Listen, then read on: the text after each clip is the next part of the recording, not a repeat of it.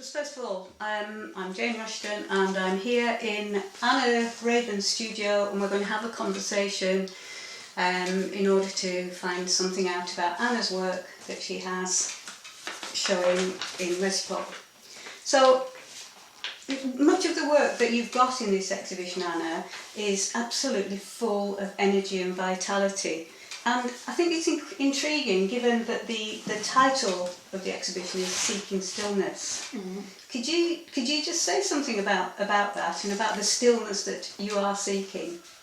Well, I think that the title and the work being so contrasting is sort of part of the paradox of it, because obviously the work's very energetic, and somebody looked at it and looked at the title and said, well, you've got a lot of work to do there then.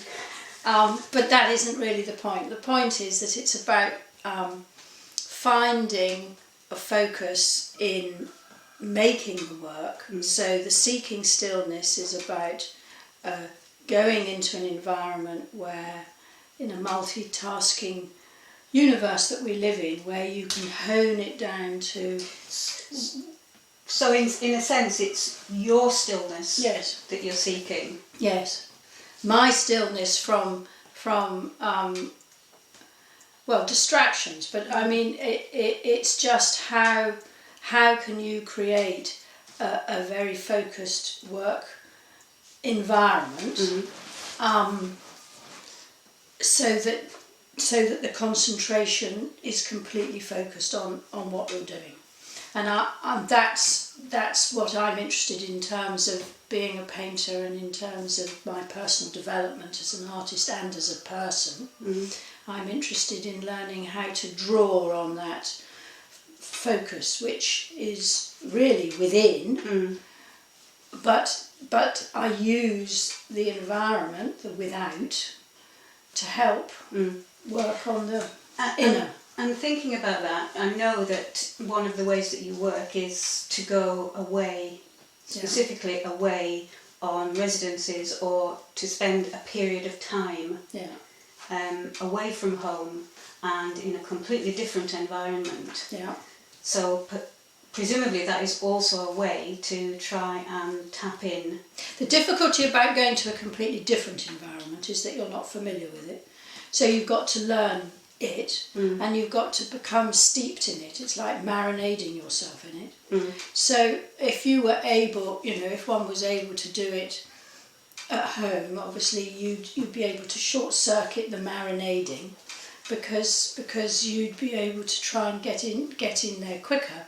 But the nature of working from home is that there are a colossal number of distractions. And in this Highland economy, this rural Highland economy, we all find that we're multitasking. Absolutely. So I think that multitasking in life is actually amplified here. So for me to go away is a very neat way of circumventing the distractions. And recently you particularly choose island environments. Yes. And I love the west coast of Scotland, where geographically it's about two elements meeting, and I think that's really, really intriguing. We live on the western edge of the whole of the European continent, and then we've got this enormous ocean next door. So it's the meeting of land and water. But specifically islands, though. Yes, islands have an intensity about them, and they also.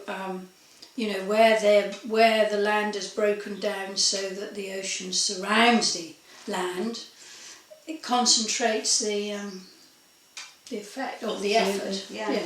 I'm just thinking also, when you go away on this sort of residency or retreat, then your materials must be fairly limited.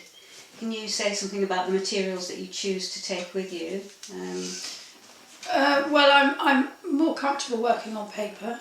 I always have been more comfortable working on paper. Watercolor, but I now, in order to work in a bigger scale, I now work with pure pigment, suspended in an acrylic medium, and I'm playing with soluble and resoluble or non-soluble mediums.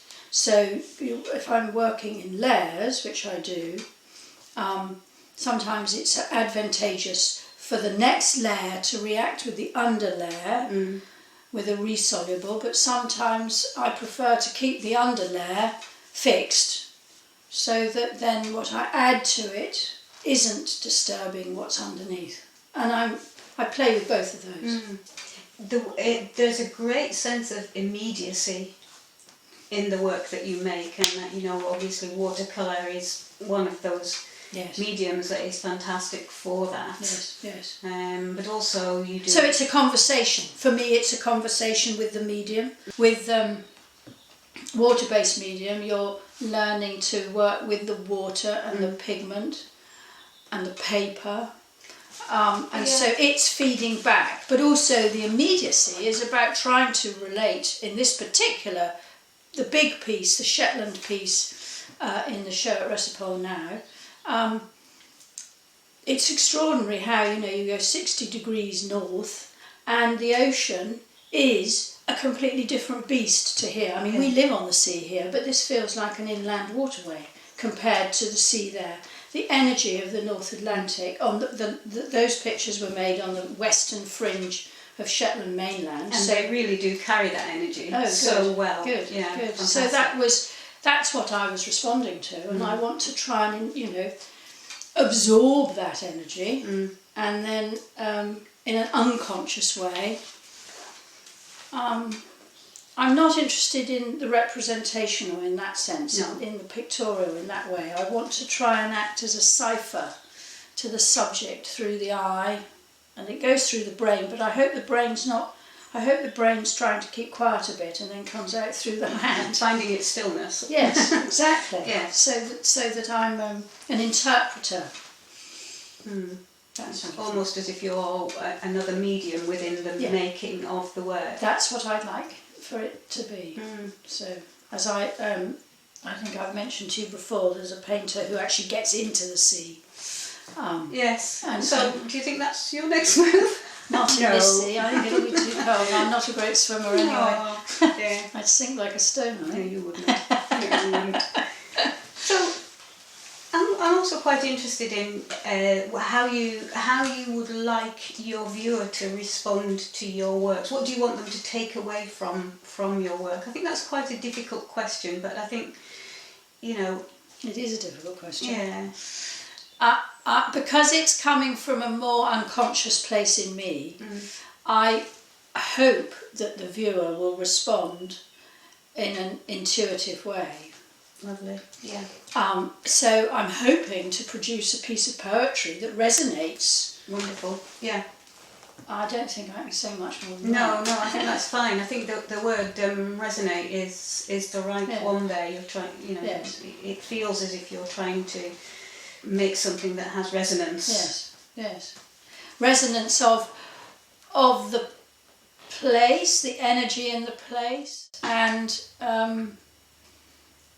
but it obviously says something about me too. So we're sitting in your lovely studio here. Given that most of your work is made out on site, I'm quite interested to know how you use your studio. Well, that's a good question.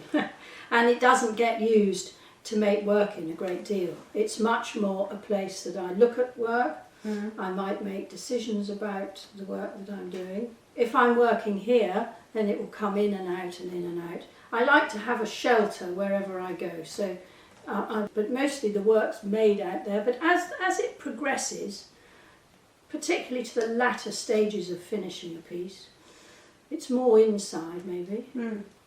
But you know, the marinating has to have worked fairly well first, because you've got to be out there, you've got to feel what it is. So really in touch with the elements, really in touch with your subject matter. So you know, the discomfort of it, the logistics are difficult. And therefore the work, my ambition really is to make the work much bigger, but the logistics of that are quite restricting. So that's one of my new challenges. If you were asked to ask me where do I want to go from here, I'd like to get bigger. But that was in fact my next question. logistically that is quite difficult, particularly with paper.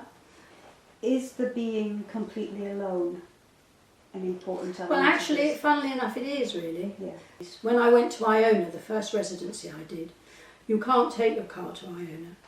So the instigator of the residency collected me with a whole carload of kit because I went for a month. But once I got there, I was just on Shanks's pony. And that meant I very quickly realised, I thought that I would spend the first few days when I went to Iona walking around the whole island and familiarising myself with it. But I quickly realised that if I was going to do anything successfully, the logistics of that weren't tenable. So I then just focused on his craft. And I think that's a very good discipline, actually. You've twice in the last answer you've said the word discipline, and I'm interested in that because I feel that there is a great sense of self-discipline in the way that you work. Oh, really? But I'm thinking about the way that you know that it works for you to go away on retreats and residences, and so you put those in place. You know that you need to be alone to work, so you put that in place. You know that you have to work with minimal materials, so you set that in place. And you're tempted by going here, there and everywhere once you're there, but you have the discipline and the self-discipline to know that you start looking just where you are. Well, it's a lovely conversation, Anna. Really nice. Oh, good. And I think that the work, it backs up this work at Resipole so well, and gives us masses of information into how you think, how you work, and the background to the way you practice. So thank you. That was absolutely lovely to see you. Thank you.